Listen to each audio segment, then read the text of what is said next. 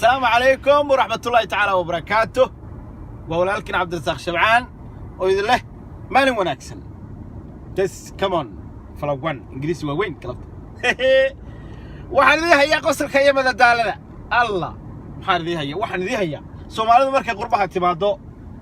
Soomaalidu indhaha wala wali bixiyo iyo bil iyo tolle cadkooda waa dhacsadaan odayba wuxuu yimi meel baabuurkiisi baa laga qaatay kadibna waxa la yiri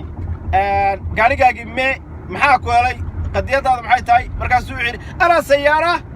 wa bacda sayaara ma fi odaygi carabka meesha fadhiyo wuxuu yiri hadda sayaara siirha okay siir baarkin yani gaari baan ahay buu yiri haddaad gaari tahayna orodo aad baarkinka marka isagu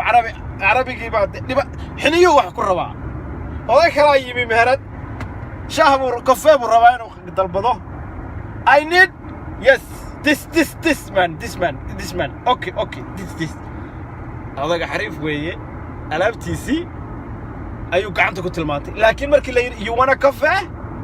yes you coffee yes come on baby vlog 1